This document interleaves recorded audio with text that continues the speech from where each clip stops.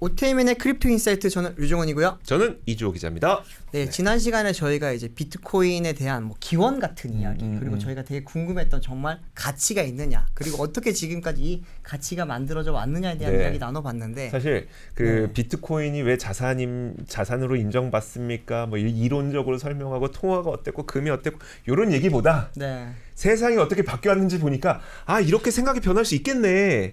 그래서 사람들이 비트코인이라는 거를 자산이라고 인식하기 시작했네. 이게 논란은 여전히 있을 수 있어요. 맞습니다. 어떤 분들은 자산 아니라고 할 거고, 어떤 분들은 맞다고 할 거고, 논란은 있지만 자산이라고 인식하는 분들이 늘어나고 있는 거는 또 그거는 팩트예요. 변명할 수 있는 여지가 없으니까 아, 이렇게 변해왔다는 걸 좀 배웠습니다. 그럼 이번 시간은 뭘까요? 이번 시간에는 저희가 이제 지난번에는 미국, 중국 이야기 많이 했으니까 신흥국 이야기 한번 들어봐야죠. 신흥국? 네. 아, 여기 진짜 필요할 것 같은데. 네, 뭐 우리가 뭐 엘살바도르 이런 이야기 많이 들어봤잖아요, 사실. 그쵸, 뭐 그런 곳에서 어떤지 또 이제 또 어떤 역할을 하니까 또 그런 곳에서 또 비트코인을 이렇게 또 사는지. 그렇죠. 정말 지금도 기억합니다. 이제 나라 돈으로 비트코인 샀다고 난리 났었죠. 진짜. 근데 지금 와보니까 지금은 성공한 투자자야. 구국의 영웅이었어. 그러니까 이제 그런 이야기들을 포함해서 저희가 이제 또 다른 나라들에서는 또 어떻게 또 이런 가상화폐들이 또 역할을 하고 있는지 한번 들어보겠습니다. 자, 오늘도 오태민 교수님과 함께하겠습니다. 어서 오세요. 안녕하세요. 네, 안녕하세요.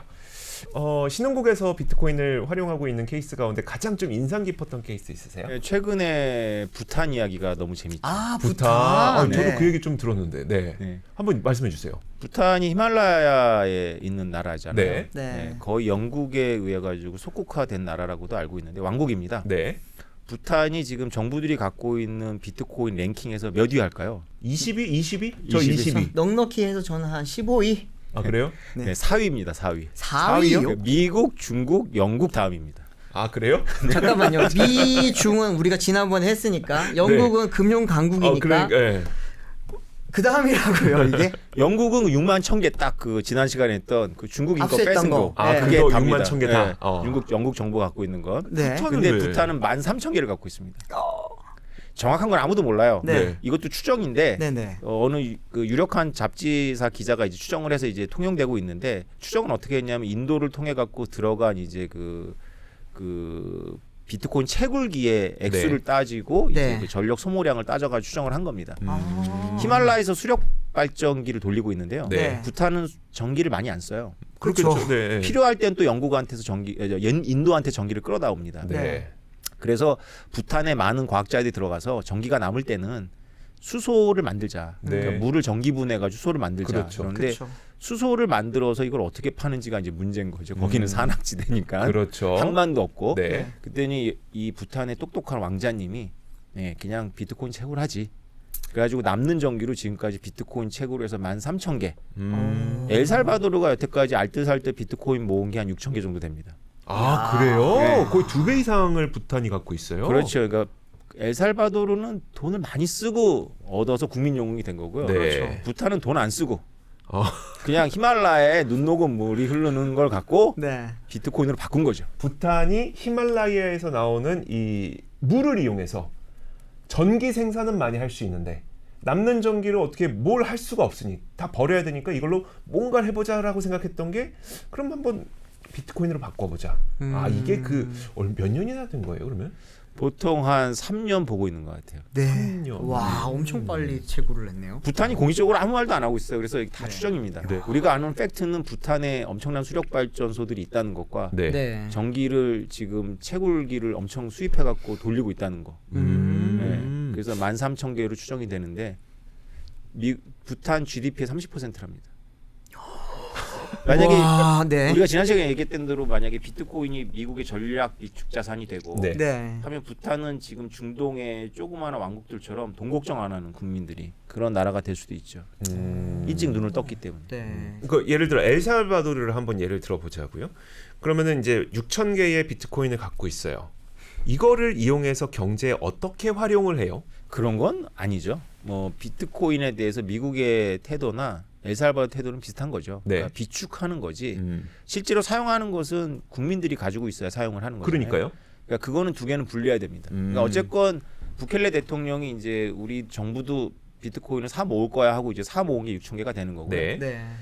엘살바도르 국민들한테 미국한테 송금 받을 때 비트코인 송금 받아라. 왜냐하면 미국한테 송금 받을 때 대략 수수료가 액수가 적을수록 올라가거든요. 네. 액수가 크면 좀 뭐 2, 3%대인데 액수가 적으면 5%가 넘어간대요. 그래서 엘살바도르 대통령의 말이기 때문에 제가 다른 데서는 문헌을 못 찾아봤는데 비트코인을 법정화폐로 선언하면서 트윗에다가 우리나라가 그 수수료로 버리는 돈이 GDP 5%다 이렇게 얘기를 했어요.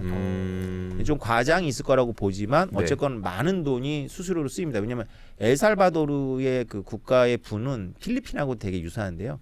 그 국민들의 다수가 미국에 가갖고 일해갖고 자기 가족들한테 보내는 돈입니다. GDP 20% 정도 된다고 알고 있어요.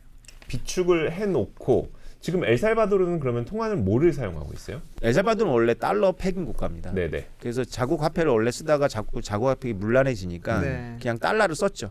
달러를 쓰는데 문제는 뭐냐면 이거를 달러라이제이션이라고 하는데 달러라이제이션하는 나라들이 몇 나라 있는데 가장 큰 문제는 뭐냐면 동전을 수입 못한다는 거죠. 아 무거워서요? 네, 무거워서. 그래서 이제 작은 액수가 그런 나라일수록 작은 액수가 필요하잖아요. 그렇죠. 그런 의도가 있는 거예요. 작은 액수를 이제 전자화해서 우리가 이제 종이돈 안 쓰잖아요. 그러니까 작은 돈을 달러로는 그냥 계좌로만 있으니까 비트코인으로 좀 대체할 수 있지 않을까라고 이제 하고 있는데 실효성은 별로 없어요. 왜냐하면 엘살바도르 국민들이 이렇게 그 우리처럼 IT 지능이 높은 것도 아니고 비트코인에 대해서 꾸준히 나오는 문제 제기처럼 가격이 이제 변동성이 심하니까 거부감도 상당히 있습니다.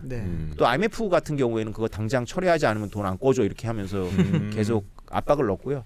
언론들도 이제 우호적이진 않죠. 다만 지금 정부가 소유하고 있는 비트코인의 가격이 올랐고 그다음에 국민들도 일부 그거를 사용하면서 부자가 된 사람들이 있는 거죠. 당연히 그렇겠네요. 그동안 이제 비트코인으로 지불을 받았던 이제 핫도그 장사, 뭐 햄버거 장사들이 돈을 번 거예요. 그래서 이제 인기가 올라간다는 것도 있는데 뭐 그렇게 우리가 생각하는 것처럼 엘살바도르 가면 비트코인으로 막 결제하고 막 이러는 건 아니죠. 다만 이제 엘살바도르는 부탄하고 비슷하게 발전 그 원천이 있어요. 지력 발전입니다. 화산지대인가 봐요. 그래서 처음부터 이제 발표할 때부터 우리 지력 발전을 이용해서 비트코인 채굴 하겠다 이런 계획이 있었죠. 그러면은 사모은 거 말고 채굴한 것도 생각보다 꽤 될 수 있겠네요. 아직 본격적으로 이렇게 막 투자가 들어온 건 아니에요. 왜냐하면 거기가 아무리 그 에너지원이 있어도 무슨 문제가 해결돼야 되냐면 비트코인 채굴기가 굉장히 열을 많이 생산해요. 그래서 이거를 시원하게 이렇게 식혀줘야 되거든요. 그래서 에어컨도 같이 틀어야 되는 거죠. 근데 엘살바도르가 이제 적도에 가깝잖아요. 그러니까 이제 그런 부분에서 효율이 좀 떨어지죠. 근데 아까 말씀했던 부탄은 추울 거 아니에요. 시원하죠. 그래서 비트코인 채굴에 가장 최적화되어 있는 나라는 노르웨이, 핀란드 이런 나라입니다. 맞아. 노르웨이 이야기도 좀 많이 들어본 것 같아요. 노르웨이도 지력이 있어요.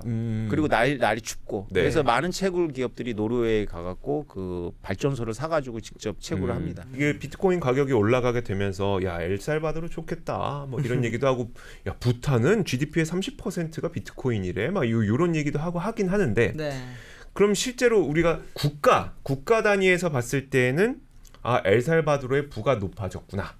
오케이. 그다음에 부탄도 부가 늘어났구나. 국민들은요?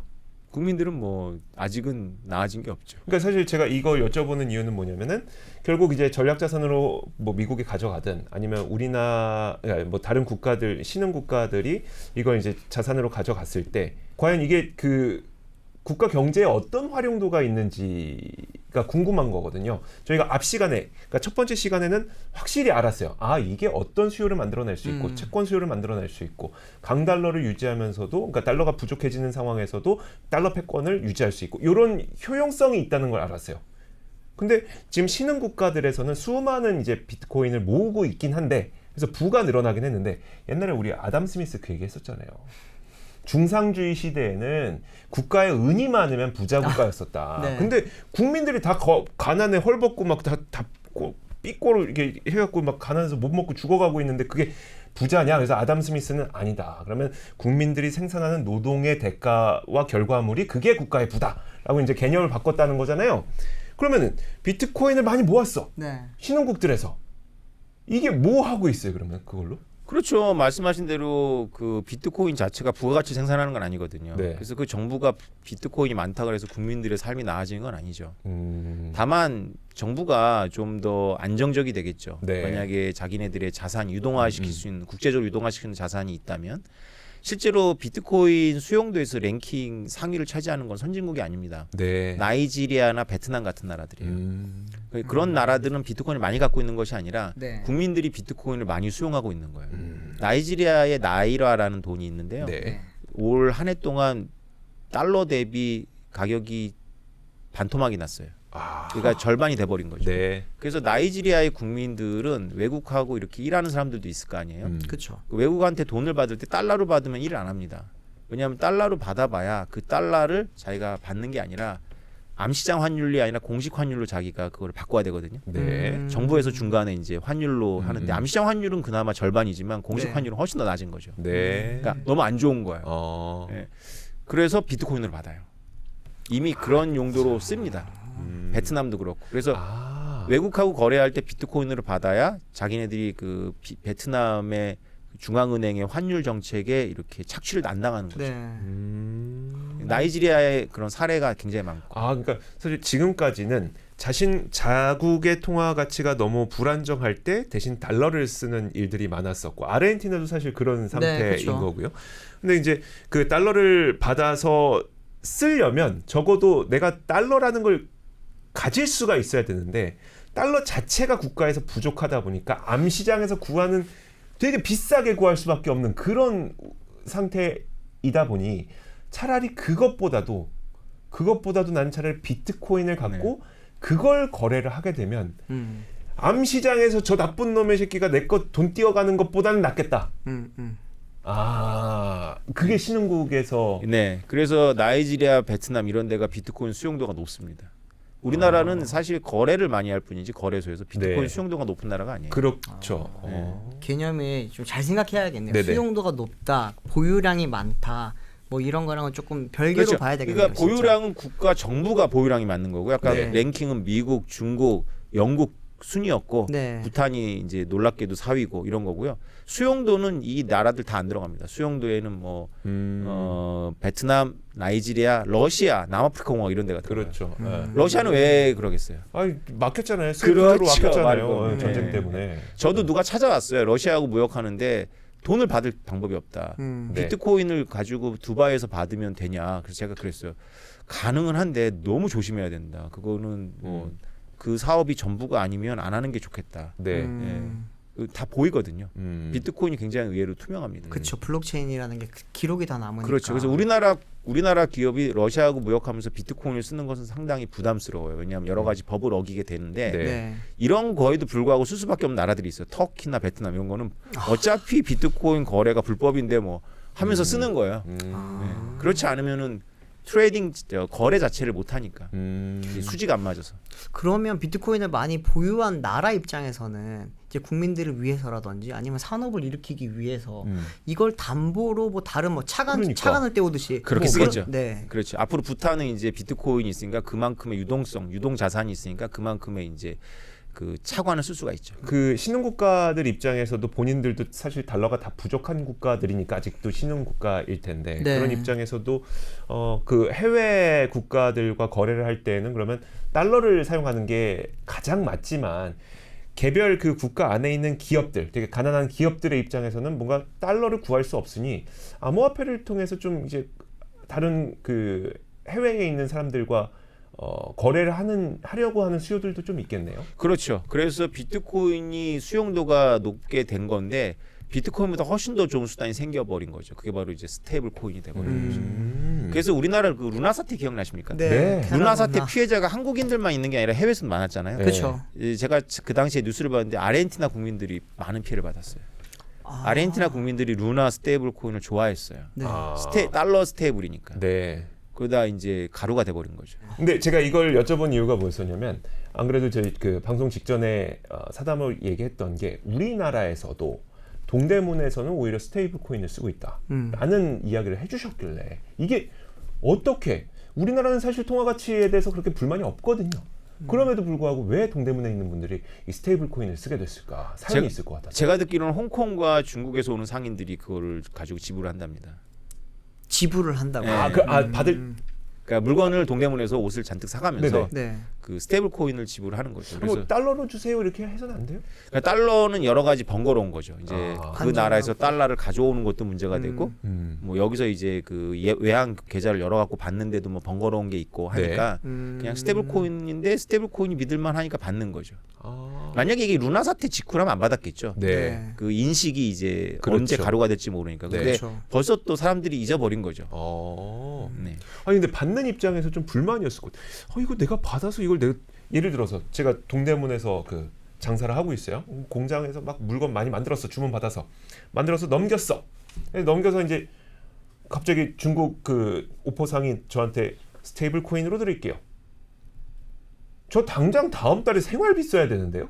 이래야 될 것 같은데 그런데도 불구하고 이제 동대문 상인분들이 받을 수 있었던 거는 뭐예요? 만약에 그게 매출의 대부분이라면 당연히 원화로 받아야 되겠죠. 네. 아니면 달러로 받아가지고 바로 원화로 바꿔야 되는데 매출의 일부일 거고 그만큼 또 비트코인과 이더리움에 대한 인식이 좋아져서 그런 거예요. 작년과 올해. 왜냐하면 그 스테이블 코인으로 한국에서는 쓸 데가 없죠. 네. 거래소에 보내갖고 비트코인하고 이더리움을 잡으면 되는 거죠. 네네. 그러면 바로 자산이 올랐잖아요. 지난 1, 2년 동안. 그러니까 그래서 이제 그거를 굳이 환전을 하지 않고 보유할 수 있었던 거죠. 그래서 이거는 들은 이야기들이지만 그 한국경제신문에서 그 지난달에 우리나라 무역량의 10%가 스테이블 코인이다라는 충격적인 기사를 냈죠. 믿기지 않는데 나는 사실. 설마 이제 제가 그 수출입 동향을 쭉 봤거든요. 11월까지 누적이 6천억이 넘어요.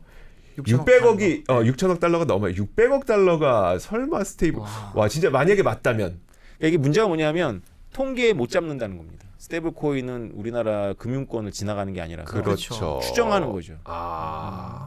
그렇죠. 그래서 점점점 이 비중이 높아질수록 이제 수출입 통계가 믿을 만한 게 아닌 게 되는 거죠.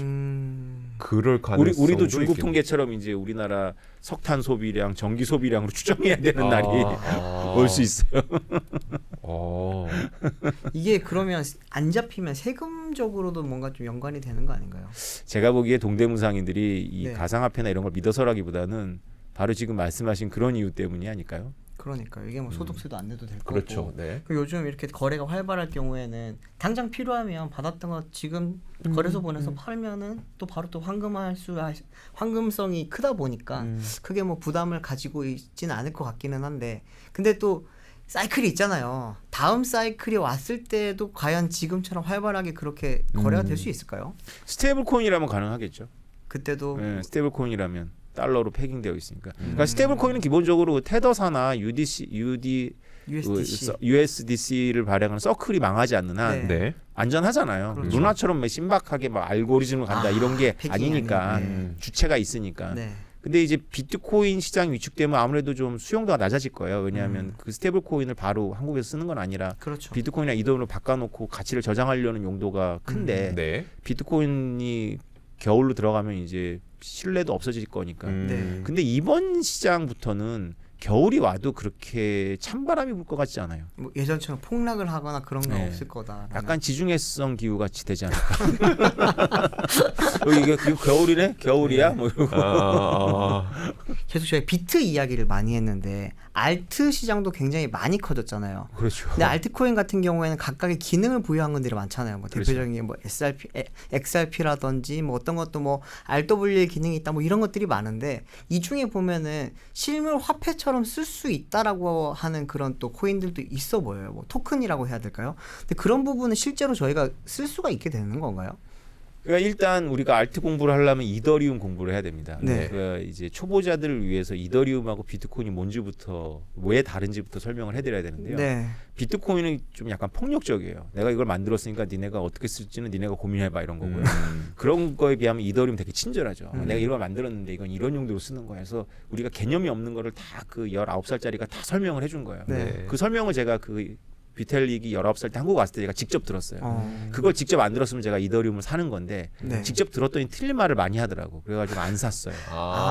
네. 제가 그래서 아직도 그렇죠. 지금 부자지만 네, 이더리움 뭐 몇만 배가 됐거든요. 그렇죠. 네, 이제 반성을 많이 합니다. 우리가 안다는 게 그렇게 작은 거예요. 그러니까 물론 비탈리 부테린이 말한 그 용도 그대로 아직도 안 됐어요. 네. 그러나 이더리움은 그 기대감을 갖고 컸거든요. 그렇죠. 비탈리 부테린이 뭘 하고 싶었던 거냐면 비트코인의 어떤 속성을 가져다가 그거를 활용을 하면 네. 거기서 무역 금융 결제가 은행이나 사법부의 도움 없이 자체적으로 돼요. 네. 그거를 스마트 콘트랙이라고 합니다. 네. 아주 대표적인 걸 예를 들면 와이너리 예를 들면 딱 좋습니다. 칠레에서 와인을 생산하고 우리나라에서 와인 소비자가 그거를 주문한다고 해보죠. 네. 와인을 생산하는 생산자가 생산하기 전에 포도 상태에서 저한테 돈을 받고 싶을 거예요. 왜냐하면 앞으로 자본이 많이 들어가니까. 그렇죠. 네. 근데 저는 돈을 주고 그것을 와인으로 완제품 받을 수 있을지에 대한 의심이 있고 네. 그럼 나는 와인 병이 오면 내가 살게 네. 했을 때는 칠레 와이너리는 거기까지 내가 자본도 필요한데 네가 돈을 안 주면 난 과잉 생산하잖아 이렇게 돼버리는 거죠. 그래서 이더리움을 딱 보냅니다. 이더리움 딱 보내면 저는 못 찾아요. 근데 칠레 와인 업자도 못 찾아요. 약간 그 뭐죠? 그 우리가 에스크로 같은 에스크로. 거죠. 네. 근데 에스크로는 금융 기업이나 있는 건데 거죠. 주체가 있죠. 프로그램이 있는 네. 거예요. 그래서 이 와인 업자가 포도를 따요. 그러면 일부가 들어가요. 그래서 포도를 가지고 발효를 시키고 이제 그 등급을 받으면 또 일부가 들어가요. 네. 마지막으로 병입을 하면 나머지가 들어가는 거죠. 이런 식으로 진행된다는 게 스마트 콘트랙이에요. 네. 이렇게 딱 얘기해도 믿어지세요? 아니요. 그래서 제가 이더리움 안 샀잖아요. 왜 우리 부동산 할 때도 계약금, 중도금, 잔금 치르는데 왜 딱 와닿는 얘기 아닌가요? 문제가 있죠. 왜냐하면 그 제3자가 필요 없는 계약이지만 네. 결국 이 와이너리가 내가 포도를 얼마를 땄어라는 정보를 내가 어떻게 믿어요? 그 다음에 이 등급이 얼마야라는 정보를 내가 믿을 방법이 없잖아요. 네. 누군가 입력해줘야 되잖아요. 그렇죠. 그래서 이거는 처음부터 불능이에요. 그러네. 그러니까 신뢰할 수 있는 제3자 없이 자체적으로 한다 그러면서 신뢰할 수 있는 제3자를 잔뜩 껴드려야 돼요. 네. 정보를 정확하게 입력하는 사람들은. 그래서 이더리움의 아이디어가 아직도 그냥 무역 금융 복합망에 쓰이기보다는 고양이로 터졌고 원숭이 그림으로 터지고 뭐 이렇게 가는 거거든요. 왜냐하면 네네. 고양이 그림이나 원숭이 그리면 이런 문제가 없잖아요. 네. 시각적으로 우리가 그렇죠. 보니까. 네. 네. 근데 원래 지향하는 거는 원숭이 그림이나 고양이 그림 팔겠다는 게 아니라 그렇죠. 와인 같은 생산이 오래 걸리니까 그걸 이렇게 신뢰할 수 있도록 계약을 중지하겠다라는 거예요. 네. 이게 이더리움의 기능이고 이더리움이 이거를 하려고 하는데 너무 느린 거예요. 수수료도 비싸고. 네. 이거를 수수료도 싸고 훨씬 더 빨리 하겠다는 게 에이다, 솔라나 이런 기술들입니다. 그렇죠. 그런 것들은 스마트 콘트랙 플랫폼이라고 하시면 돼요. 그리고 지금 제가 말씀드린 플랫폼들은 나름대로 장기들이 있고 기술적으로도 어느 정도 성숙해 있기 때문에 스캠이 아닙니다. 네. 네. 다만 퀘션이 있는 거죠. 과연 기업들이 저 플랫폼을 쓸까? 그렇죠. 그냥 가능성만 있는 거 아니야? 라는 건데 네. 비트코인은 이미 많은 걸 검증했는데 이더리움을 비롯한 알트들은 아직도 꿈나무예요. 이런 시대가 온다라는 거지. 네. 이런 시대가 아직 온 게 아니고 우리가 기대감으로 투자할 수밖에 없는 거죠. 그래서 알트코인들은 용도가 있다고 하지만은 네. 그 원래 꿈은 너무 큰데 실제로 지금 이제 큰 용도는 못 만들었다. 굳이 제 언어로 비유하자면 필지는 되게 좋은 데 있는 거예요. 네. 근데 건물을 질 때까지는 시간이 걸리니까 일단 그 필지 위에다가 이제 천막 쳐놓고 해 파는 거죠. 그게 이제 그림 팔고 이러는 거죠. 그러면은 그 신흥국들도 사실 우리가 앞서서 얘기하기로는 비트코인과 같은 것들을 뭐 아직은 특정 용도를 구분하진 않았지만 그래도 어떤 자산의 형태로 들고 있다가 나중에 그걸 이용해서 뭐 차용을 한다든지 뭐 이렇게 할 수 있다고 했잖아요. 이더리움을 비롯한 그 이후의 알트코인은 다른 국가에서 그런 움직임들이 전혀 없습니까? 그게 좀 약간 의아하죠. 왜냐하면 이더리움 ETF도 승인을 받았거든요. 네. 올해. 그래서 다들 이더리움이 많이 오를 거라 예상했는데 이더리움이 꿈쩍도 안 하고 있다가 네. 최근에 비트코인이 상승하는 게 따라서 상승했는데 상승률은 나쁘진 않은데 네. 이더리움에 대한 기대감은 월가에서 크진 않아요. 그 그래요? 이유가 있어요. 왜 그러냐면 아까 그 와인 이야기로 돌아가는 네. 네. 이런 꿈이 커요. 그러니까 이더리움은 애초에 목적이 고양이 그림이나 원숭이 그림이 아니에요. 네. 진짜 빌딩 멋있게 져가지고 거기서 금융도 하고 무역도 하고 하는 거예요. 그렇죠. 이거를 구글이나 삼성이나 애플이 놔둘까요? 이 퀘션이 있는 거예요. 네. 그들이 기술이 없다. 이건 아니잖아요. 네. 네. 이더리움 기술이 알려져 있고 음. 구글이 하면 되잖아요. 그리고 이미 그들은 이런 걸 하고 있는 기업들이잖아요. 네.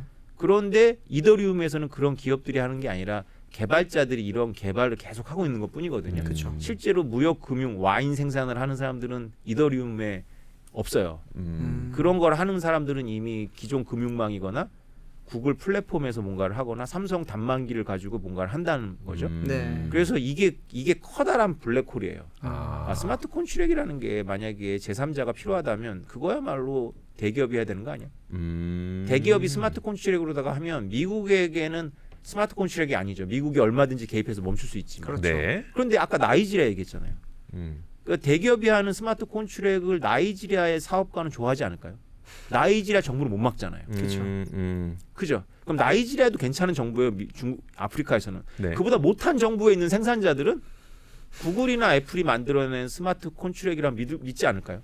그렇죠. 자기 나라보다는 애플이 믿을만할 것 당연하죠. 같은데. 네. 그래서 결국은 이 스마트 콘트랙 플랫폼은 기업형 블록체인으로 연결돼요.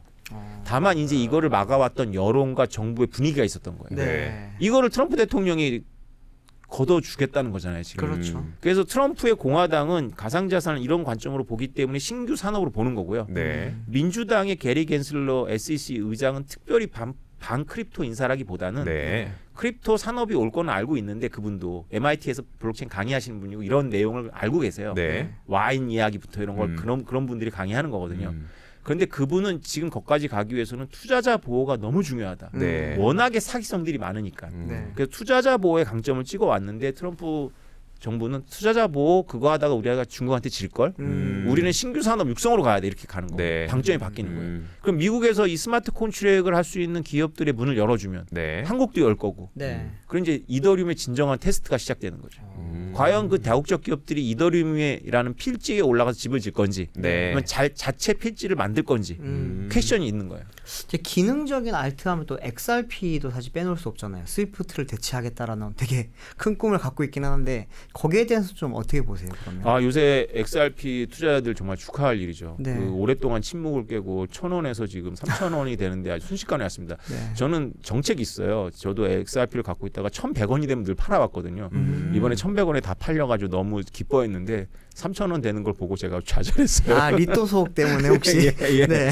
그 XRP에 대한 기대감은 여러 가지 이유가 있어요. 그 리플랩스라는 그 회사의 네. 갈링 하우스가 지금 트럼프한테 정치 자금을 댔고, 네. 그리고 트럼프가 만들기로 공약했던 크립토 자문단에 회장을 할 가능성이 되게 높아요. 브래드 갈링 하우스요. 네. 그리고 뉴욕에서 허가를 받았다라고 보도가 나왔는데 정확한 공식 그거는 아닌 것 같아요. 근데 네. 그 스테이블 코인 발행을 허가 받았어요, 리플랩스가. 그래가지고 이게 3,000원 순식간 올라간 거거든요. 네. 그러니까 XRP가 지금까지 제가 보기엔 XRP는 은행망을 대체한다는 야무지문 꿈을 갖고 있지만 네. 큰 전제가 잘못됐어요. 그 은행들이 각국에 있는 은행들이 뭐 기술이 없어가지고 네. 그렇게 불편하게 만들어 놓은 게 아니에요. 그게 하나의 정책이에요. 브레튼 우드 시스템의 정책. 네네. 한머니가 마음대로 돌아다닐 수 없게 하기 위해서 은행들 간의 여러 가지 레귤레이션 때문에 모두 안 맞고 막 이렇게 되는 거거든요. 그런데 이거를 뭐 하나의 어떤 시스템으로 하면 당연히 쉽게 넘죠. 네. 그러면 그거를 뭐 XRP라고 하겠어요. 당연히 하나의 시스템으로 되는 애플이 하든가 갤럭시 폰은 하겠죠. 예, 충분히 다 가능한 이야기거든요. 네. 그걸 여태까지 주장해 왔는데 그 주장 때문에 지금 XRP 가격이 올랐다기보다는 갈링 하우스의 어떤 그런 역량과 네. 그리고 그 스테이블 코인 발행을 한다. 이 뉴스가 이제 가격을 끌어올리고 있는 거죠. 그 영향도 있지 않나요? 게리 겐슬러가 나가게 되면서 그게 크죠. 네, 굉장히 좀 오랫동안 갈등이 있었잖아요. 게리 겐슬러를 반 크립토 인사라고 부르는 거에 저는 동의를 안 하는데 네. 확실한 건 반 리플 인사죠. 리플 인사 투자자 보호 때문이긴 네. 하지만 네. 예, 왜냐하면 게리 겐슬러가 있을 동안 지금 비트코인 ETF 승인됐죠. 네. 이더리움 ETF 승인됐잖아요. 네. 이유 어쨌건 그걸 어떻게 반 크립토 인사라고 부르겠어요. 근데 XRP가 증권이라고 완전 뒷다리를 잡고 끝까지 안 놔줬죠. 네, 그렇죠. 그래서 게리 겐슬러가 사임할 때 환영한 건 이제 XRP 투자자들인데 진짜로 네. 이렇게 가격이 크게 올랐네요. 엄청 많이 올랐죠. 사실 그 우리가 이번 주제는 이제 신흥국과 비트코인이다 보니까 처음에는 이제 신흥국에서 어떻게 이걸 채굴하고 있는지, 그다음에 활용하고 있는지, 어떤 의미로 이들이 모아가고 있는지 이런 것들을 살펴봤는데 중간에 갑자기 한국 얘기가 나와서 한국 신흥국으로 본 거 아닙니다. 그건 아닌데 이제 연결되는 궁금증들이 있어서 그렇게 여쭤봤을 뿐이고 북한 이야기 한번 해볼게요. 맞아요, 진짜 궁금해요. 북한은 지금 어떻게 하고 있어요? 제가 2014년도에 비트코인 발견했거든요. 네. 저보다 먼저 발견한 사람은 빌 게이츠가 저보다 먼저 발견했고요. 제가 감동을 했고 네. 저렇게 바쁜 분이 어떻게 비트코인을 나보다 먼저 발견했냐 자괴감을 느꼈는데 나중에 공부하면서 알았는데 북한이 저랑 비슷한 시기에 발견해서 열심히 공부했어요. 네. 북한에서는 가장 공부 잘하는 사람들이 성형외과 의사가 되는 게 아니고요. 라자루스라는 해커 그룹이 됩니다. 맞아, 해킹 이야기 북한의 많더라고요. 해커 네네. 그룹은 대단해요. 기억나시겠지만 우리나라 사람들이 비트코인을 언제 처음 접하냐면 2016년도에 우리나라 병원하고 이런 데가 서버가 다 뚫려요. 네. 랜섬웨어라 그래가지고 아, 네네. 서버 살려줄 테니까 비트코인 보내 그런 거거든요. 그게 다 북한의 해킹 그룹이었어요. 거의 대부분. 네, 그래서 그들의 놀이터가 됐던 거예요. 네. 한국의 거래소도. 한국의 거래소도 여러 번 털렸다라고 알고 있어요. 지금 알려진 것만 그거고 네. 거래소가 털리면은 거래소가 무너지니까 그렇죠. 스스로 쉬쉬해 준 거죠. 그러니까 북한은 막 너무 좋았던 거죠. 거래소 털었다고 신고도 안 말도 해요. 못해. 말도 못해. 한국 거래소만 턴 게 아니에요. 뭐 외국 거래소 막 털어버리고 막 이랬던 거죠. 2021년으로 기억하는데요. 갑자기 제가 알고 있는 제자가 저한테 전화를 해서 우리나라 외무부에 들어가고 그 비트코인 강의를 좀 해줄 수 있냐는 거예요. 네. 그런데 이제 부탁하기로 이거는 좀 우리 부서에 우리 회사라고 부르더라고. 우리 회사의 어느 부서가 나를 초청한지는 좀 비밀로 해달라. 그래서 그거는 제가 말 못합니다. 뭐 네네. 아직까지 해도 된다라고 한 건 아니지만 여러분 다 추정이 가능해요. 네네. 네. 왜냐하면 그 바로 제가 한 다음에 바로 백악관 문서로다가 미국의 금융기업들이 네. 비트코인에 노출하는 거는 매우 나쁜 선택이다. 왜냐하면 북한이 네. 비트코인을 많이 갖고 있고 그걸로 미사일 물질을 산다. 음. 이게 올라왔어요. 네. 근데 그 해가 바뀌기 전에 제가 외무부에 들어갔는데 이분들이 비트코인을 전혀 모르는데 질문은 똑같은 질문인 거예요. 이걸로 북한이 이걸 살 수 있습니까? 이런 걸 물어보는 거예요. 그러니까 네. 이제 이 질문의 주체는 이제 외무부가 아니었던 거죠. 네. 어디서 온 거죠. 그렇겠네요. 그러면서 제가 이거를 보면서 와 이게 심각하구나. 근데 그 당시에 무슨 일이 있었냐면 이더리움의 개발자 중에 한 명이 북한을 갔다 왔는데 미국에 의해 가지고 이제 구속이 돼요. 근데 이 사람이 북한에 들어가 자기 강의만 했다 그러는데 사진이 발견돼요. 뭐냐면 네. 머니 론더링이라고 네. 자금 세탁이라는 걸 칠판에 써놓고 그 기법을 알려줘요. 아, 네. 네, 이더리움 개발자. 그래서 이제 그 미국에서 체포가 되는 시기에 제가 이제 외무부에 들어간 거죠. 네. 이게 다 우연이 아닌 거예요.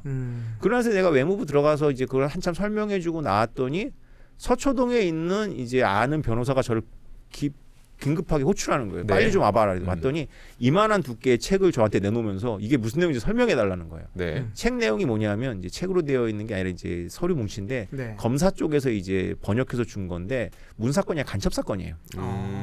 우리나라 간첩이 그 북한 간첩한테 이제 비트코인을 받아서 생활을 하다가 네. 우리나라의 어느 중요한 정부 기관의 서버를 털라 그래서 털다가 현장에서 잡힌 거예요. 근데 이 간첩은 자기는 모르고 있었다. 이 중국의 무슨 사업가라고 자기를 소개해서 나는 그런 거 한다라는 네. 거였고 이제 부정하고 있는데 그 미국의 체인 애널리시스가 이게 미국의 재무부가 지정한 북한 지갑이 맞다라는 거를 논증하는 자료가 그거였던 거예요.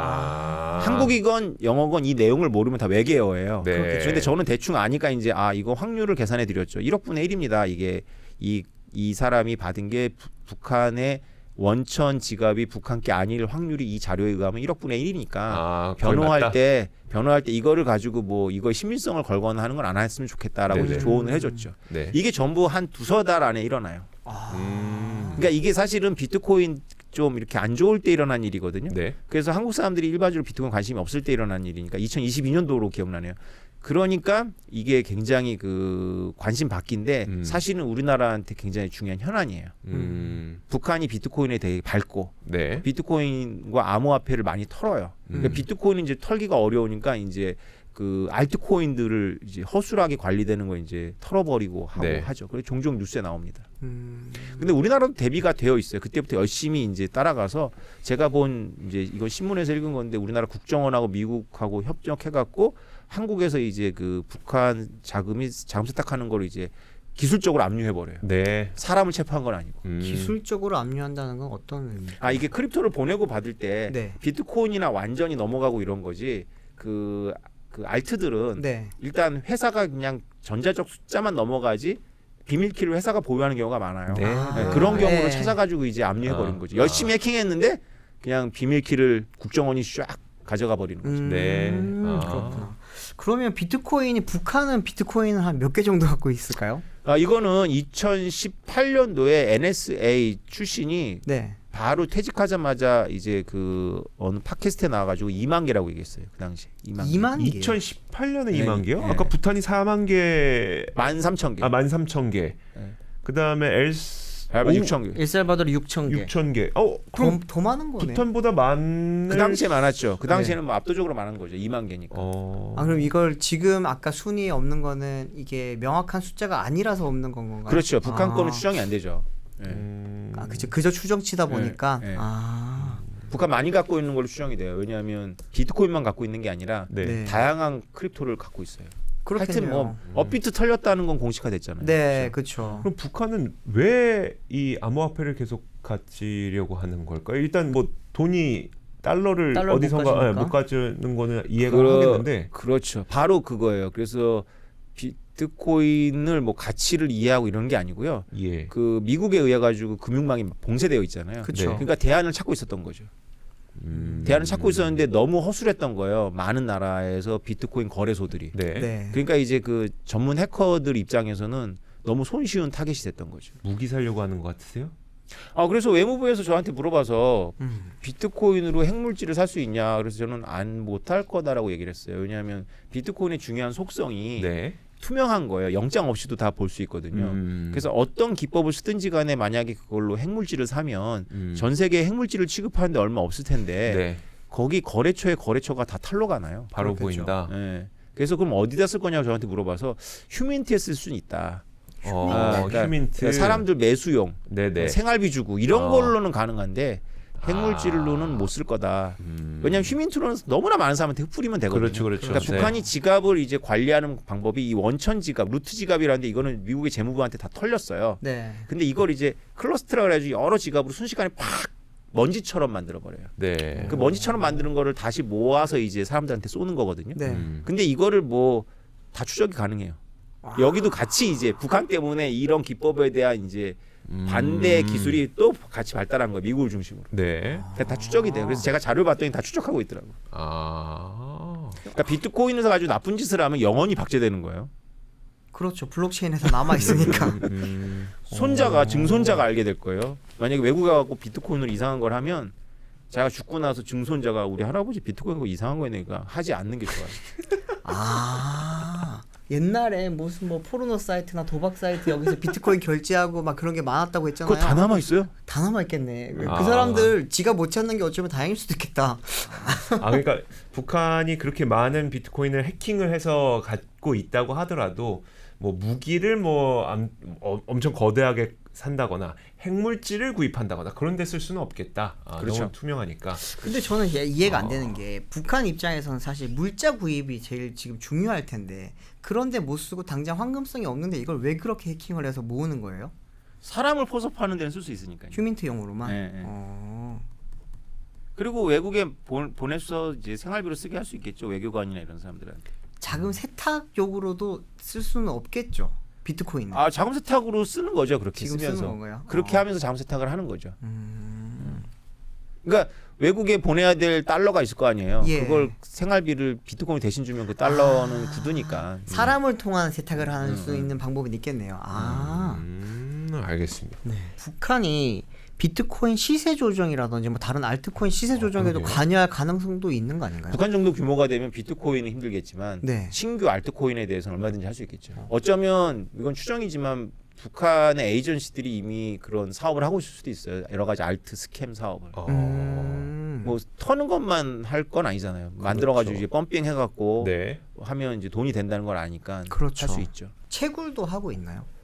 그거는 정확하게는 모르겠는데 안 할 이유가 없겠죠. 아니 그 생각이 든 게 북한은 전력망이 되게 안 좋잖아요. 안 좋죠. 네. 쓸 전기도 없는데 채굴을 할까? 채굴 못 하니까 해킹하는 거 아닐까라고 하는 생각이 들어서. 이게 전기는요 어느 나라든지 다 남습니다. 그런가요? 소말리아도 전기가 남아요. 근데 소말리아 국민의 60% 정도가 전기 문명에서 못 살아요. 역설이죠. 네. 왜냐하면 소말리아에는 엄청나게 큰 르네상스라는 댐이 있는데 네네. 전기를 버려요. 왜냐하면 그 시골까지 배선망을 깔 수가 없는 거예요. 그래서 이웃 나라에 팔든가 안 팔면 버려야 돼요. 네. 전기를 또 많이 안 쓰니까. 그래서 전기라는 산업의 본질을 알아야 돼요. 전기라는 산업은 식당으로 비유하니까 모두가 이해하더라고. 제가 식당을 하는데 할로윈 날하고 크리스마스 이브에 줄 서지 않게 하는 설비를 갖고 있는 거예요. 네.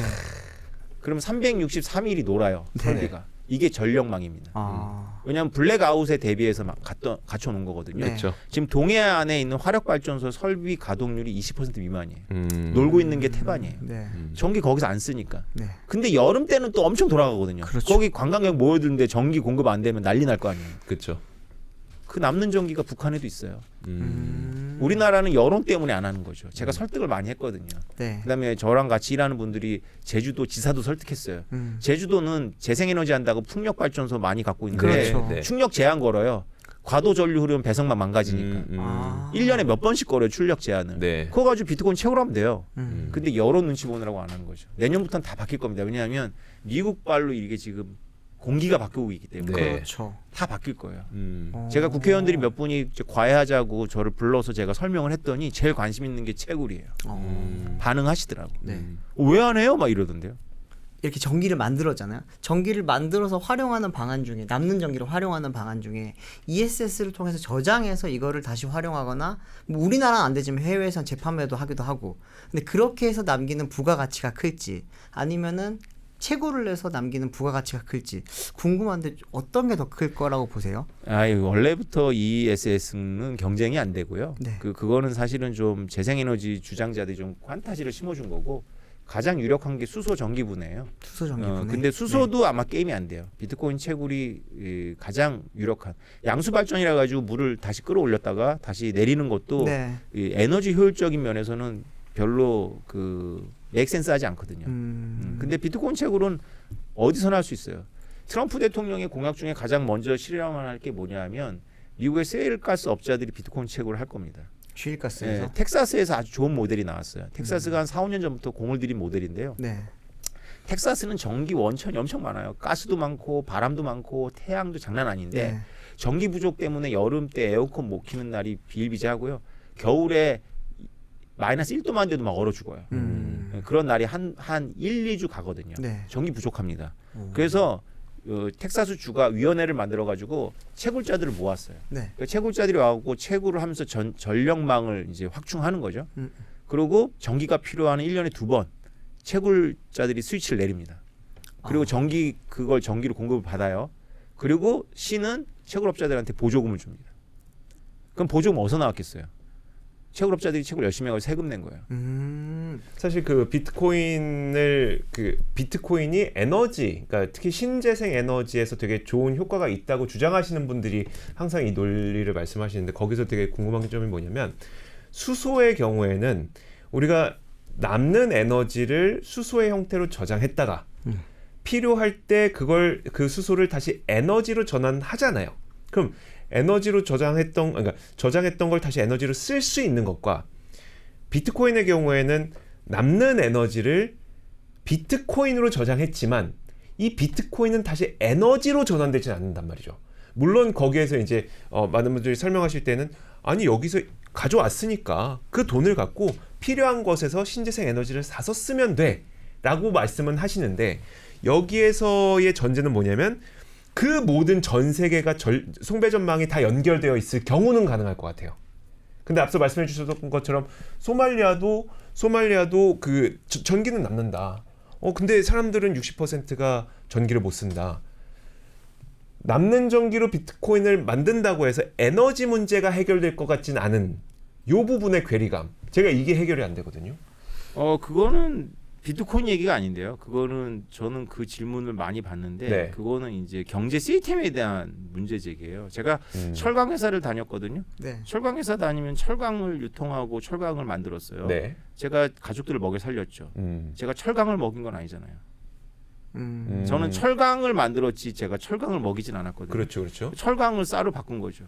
그럼 저한테 이렇게 질문하는 거 똑같은 거예요. 아니 철강을 어떻게 먹여 살리냐 가족을. 네. 그러니까 경제 시스템이 바로 본질이 그거예요.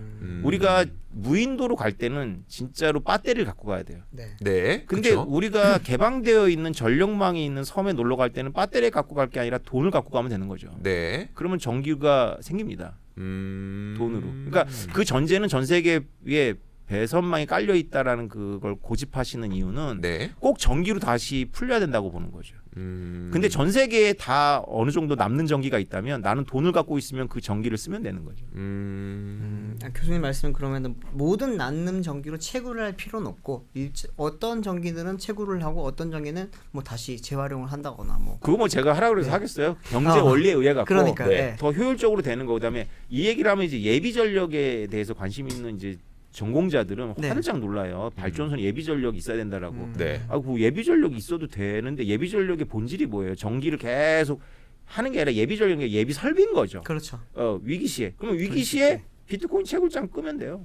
텍사스가 지금 진행하는 것처럼. 그러니까 예비 전력을 보유하는 것보다 채굴장을 옆에 끼고 있는 것이 캐퍼시티는 훨씬 큰 거죠. 전력을 생산할 수 있는 캐퍼시티가 중요한 거예요. 네. 이게 크면 되는, 그릇을 키면 되는 거예요. 네. 만약에 우리나라가 무역을 안 하고 고립되면 진짜로 에너지가 필요한 거죠. 말씀하신 대로. 그쵸, 수소가 필요한 거예요. 근데 우리가 계속 무역을 할 거기 때문에 돈을 가지고 교환할 거기 때문에 돈이라는 게 본질적으로 바로 그 우리가 부가가치를 철로 생산해도 그걸 쌀로 바꿔주는 거고 그래서 경제 이론에 의하면은 모든 분야의 부가가치가 평준화돼요. 교환을 하니까 만약에 철로 만든 부가가치만 높고 쌀로 만든 부가가치가 낮으면 쌀에 들어가는 자원이 다 철로 들어가죠. 그렇죠. 사람을 포함해서 그래서 맞춰줘요. 그래서 우리나라가 배터리 팔지만 배터리 산업에 종사하지 않는 사람들도 GDP가 올라가는 거예요. 자, 이번 시간은 저희가 그 신흥국에서는 그럼 지금 비트코인을 어떻게 하고 있는지. 저는 부탄이 세계 4위? 세계 4위였죠? 네. 13,000개. 깜짝 놀랐네. 부탄이 아니, 폄하하는 게 아니라 너무 의외의 국가에서 앞에 나라 보세요. 미국, 중국, 영국. 다 납득 가능한데 갑자기 부탄? 놀랍습니다. 그러니까 물론 그럼에도 불구하고 나라가 부유하다고 해서 뭐 그 비트코인으로 그 나라 국민들이 잘 살거나 그런 건 아닙니다. 그런 건 아니지만 현재 그 자신의 통화에 대한 그 상당히 불확실성을 갖고 있는 국가들, 혹은 국제 결제망에서 배제되어 있는 국가들, 이런 국가들이 비트코인을 사용하려고 하는 수요가 굉장히 많아지다 보니 이런 수요들이 결국은 가격을 올렸고 가격을 올린 것이 결국 자산으로서의 인식을 바꿔놨던 이 현상. 그렇죠. 이 현상을 우리가 지금 역사의 현장으로 목도를 하고 있구나라는 이야기를 좀 들어볼 수가 있었습니다. 북한 이야기도 참 재밌었죠. 북한에서 지금 왜 이러고 있는지. 그럼 북한이 이거 핵무기 못 산대. 다 남어 안 돼. 투명합니다. 자, 그래서 오늘의 주제는 신흥국과 비트코인이었고요. 자, 오태민 교수와 함께했습니다. 저는 이주호 기자였고요. 저는 류종윤이었습니다. 자, 오늘도 함께해주신 여러분 고맙습니다. 감사합니다. 절대 소문나지 않았으면 좋겠어요. 예약하기 어려워질 것 같아서요. 제가 메모한 아이디어만 A4 용지로 5에서 6장은 됩니다. 김프로님과 같은 테이블에서 식사하고 함께 뉴욕 증권거래소를 방문하다니. 와. 극상의 만족도를 자랑하는 3프로TV만의 시그니처 투어 프로그램 파이낸스 앤 칼리지 미국 투어가 2기 모집을 시작합니다. 월스트리트 기관 투자자에게 직접 듣는 미국 투자 전략, 아이비리그 방문과 현지 교수 특강, 모건 스탠리와 3프로TV 미국 스튜디오 방문, 그리고 김프로와의 아주 특별한 만남까지 준비되어 있는데요. 미국 주식 투자자부터 자녀와 함께하신 가족들까지 다양한 일기 참가자들이 입을 모아 극찬한 3프로TV 파이낸스 앤 칼리지 미국 투어와 함께 2025년 아주 특별한 시작을 경험해 보십시오.